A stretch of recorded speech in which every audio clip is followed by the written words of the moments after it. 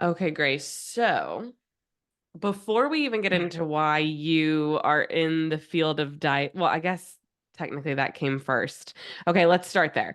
We're going to start with what brought you into the field of dietetics. Did you always like know you wanted to be a dietitian growing up, or how did that profession come to be for you? Yeah, that's a great question. I definitely started college having zero idea what I wanted to do. I think that's a pretty common thing. But I went in saying, I don't know, I'll go with nursing, I guess. It felt like that's what everyone was doing. And within that first year, I had to take a basic nutrition course. And I think the combination of the information from that class and the professor, I just really enjoyed that class. I loved her. And after that, I started questioning, like, okay, well, I definitely don't want to do nursing. I very quickly realized nursing is not for me.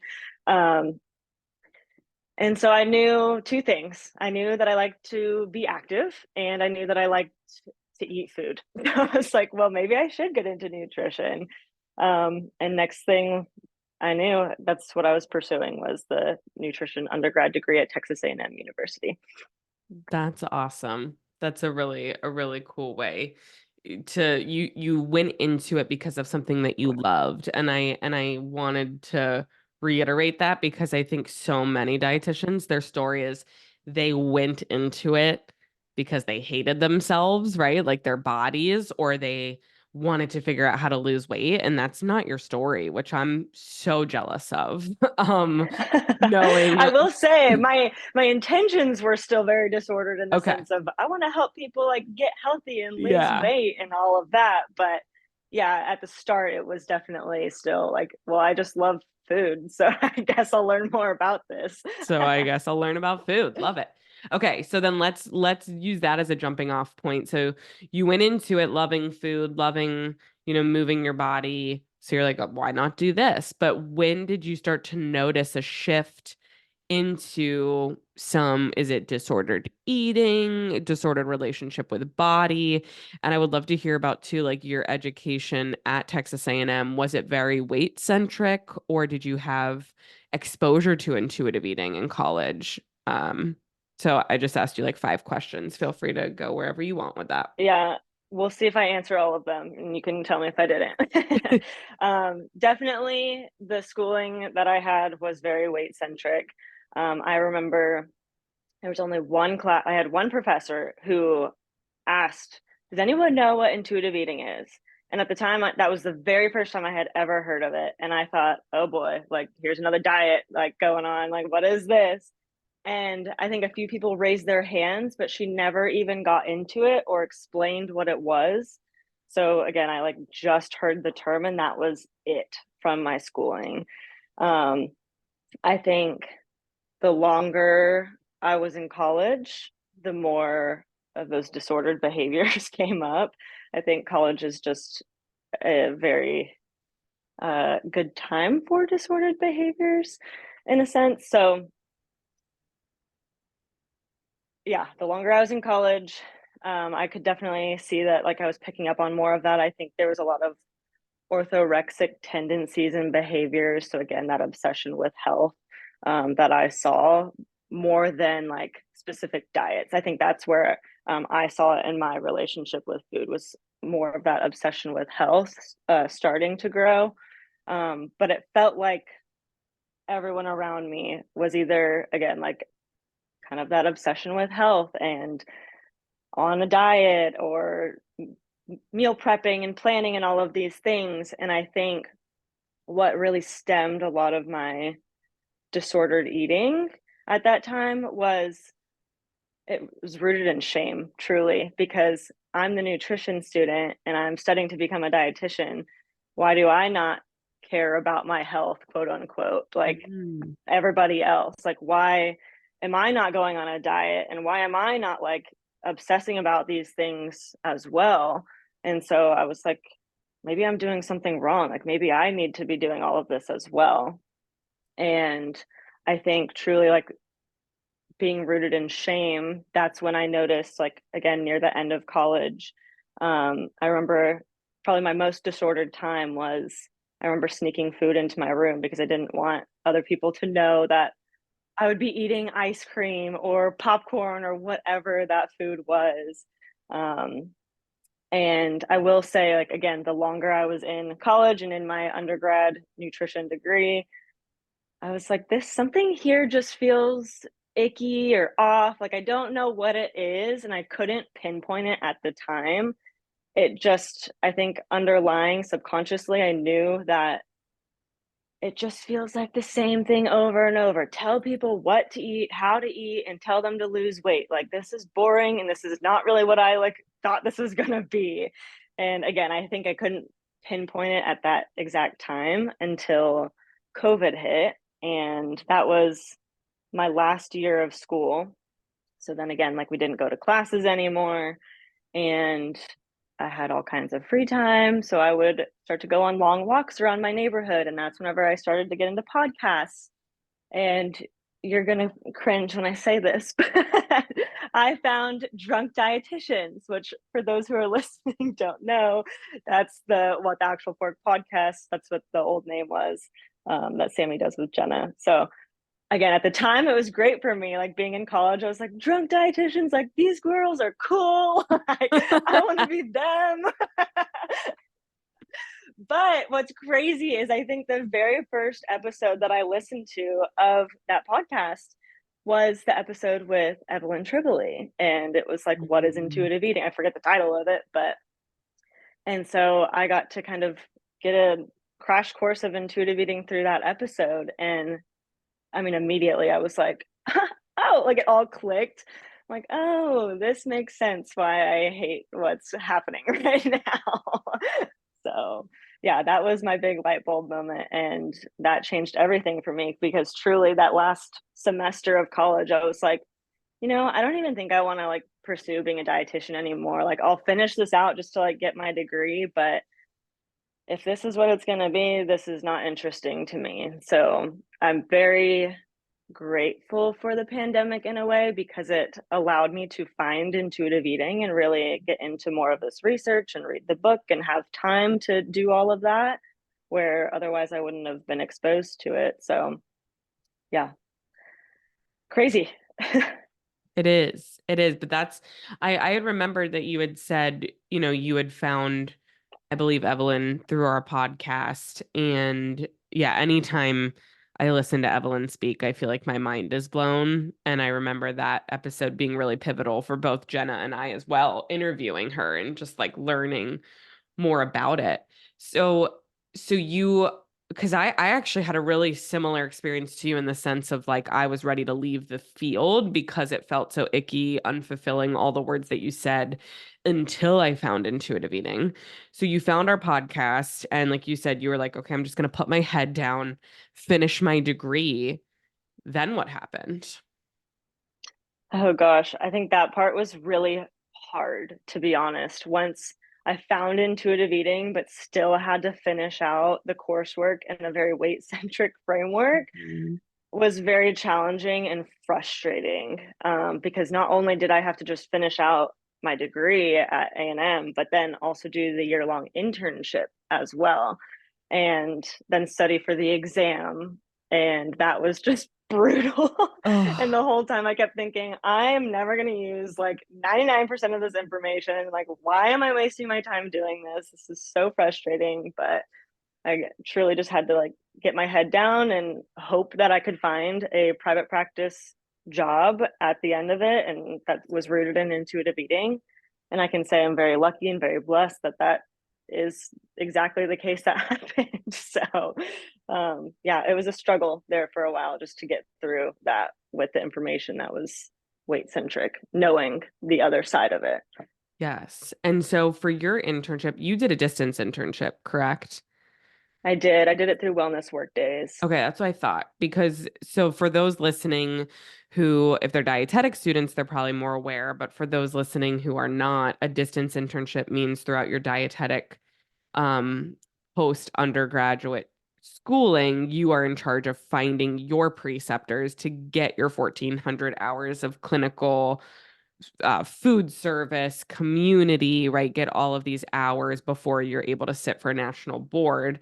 And we were lucky enough to be one of your preceptors, myself and some of the others on the Find Food Freedom team. Um, and so now you're here. And What it a has, full circle moment. yes, yes, what a full, truly, truly full circle moment.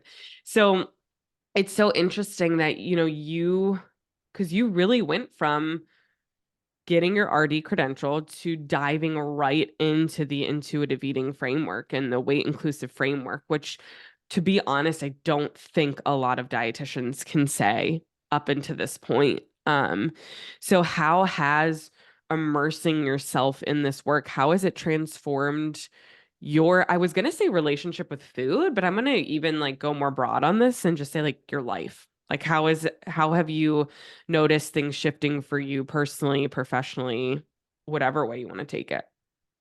Yeah, yeah, definitely. I'd say personally, again, like I think growing up, there was always that guilt and shame around food. Again, I do want to point out, like, I reside in a thin size body, so I didn't get a lot of body comments growing up. Mhm. And so I think I did get by a lot easier than other people with my relationship with food and body. But there was still that guilt and shame there with all the language, with everyone else surrounding me and picking up on that. And I think the biggest transformation in my own relationship with food and body is, again, like removing that morality with food and that language of guilt and shame and judgment. Um, and I think that has been so freeing. Like, I just want to take a deep breath every time because it truly, like, it's not something that I ever think about anymore, and I think I'm able to more strategically eat in a way that's like, I want to feel pleasant, but also I wanna go be active and go ski or go hike or do whatever, so how can I best support that? And that's definitely not the mindset that I would have had in the past before intuitive eating. So again, I think it's truly just brought a lot of freedom. And then I think professionally, I have this written down. Let me see if I can find it. For some reason, I went and I saw my um, internship to work with you guys to intern with Find Food Freedom. I found my interview or whatever, some information that I would have wrote down, and it said, "What are you like hoping to get out of being a dietitian or something?" And I had said, truly, I think finding a job that doesn't feel like a job would be the ultimate goal because you're spending most of your life working, and I don't want to feel like I'm working doing something that I don't enjoy. And I just think it's so cool now to be working for basically my dream job where I get to help people heal their relationship with food and body. And it's so rewarding to get to do this work and to be in this space. Yes, it's heavy. Yes, it's a lot, but I think it's so fun and it's something that I'm so passionate about. And so I love getting to come to work because I don't feel like it's work. That is really cool. Thank you for sharing that, Grace. And it's obviously special for me to hear that because I've gotten to work alongside you for so many years now. And it's also funny to hear you say get to come to work because it's like we're at our homes, but like I know what you mean. It's like we're My sitting in our office, yeah. home. Yeah. But I get it. And hey, that's another perk of course the work that we do working from home to have that flexibility, but also to be able to just literally click a button and sign on and support people all over the nation and globe, truly, when we think about where our clients live. Um, so cool to hear you say that. And I think you have a very inspiring story, not only to everyone, but like niching this down to nutrition students, especially. I think they could really relate to you because I know you know better than anyone how many interns and how many potential students we have reaching out asking us, how do I get into the intuitive eating framework or how do I work at a practice like this or how do I get started on social or whatever it is. And you've had exposure with all of that from the very beginning and then really catapulted it into a full-blown career. Um, so now that you are working one-on-one with clients, in session, helping them heal their relationship with food and body, what has been your favorite part of jumping into this role and being not only a registered dietitian, but also you are a certified intuitive eating counselor under Evelyn. So I would love to hear like what other than it, like you said, you love your job so much it doesn't feel like a job. What is your favorite part of doing that work one-on-one in session with clients? Yeah, I think there's a few things that come to mind. One being, I think getting that feedback from my clients saying, wow, I've never had someone treat me like this before, which again, Mm. just providing an unbiased, safe, judgment-free space. Um, I think that is so powerful, but also so heartbreaking that these people have gone the majority of their lives without having safe, unbiased, fair healthcare. Hmm. So I just love getting to provide that space for them that they do feel safe. But even more so, I think the best part about seeing clients one on one is seeing their light bulb moments go off during session. And just something that we're talking about, they're like, oh my gosh, I've literally never thought about that before. Or even to seeing them start to reject diet culture and kind of get frustrated at everything that's around us. And again, just kind of seeing that light come into their eyes and understanding intuitive eating more and picking it up. And I think it's just so cool to share that with people because then again, it's like not only impacting them, but it's impacting everyone around them as well. So it's kind of just a ripple effect. And I think it's really cool to get to see and again make connections with them and just hear their stories and all of that as well. I was gonna say by the first two things you said, it's like it's evident that you're making such deep connections with your clients because you're talking about such personal things with them and holding such a safe space that unfortunately, like you said, a lot of people don't get in healthcare, period. Which I think is so that's like you hit the nail on the head. That's one of my favorite things about our team is just knowing that no matter which provider someone gets matched with, like we know the quality of care that they're getting. And so I'm Yeah. so grateful that you brought that up.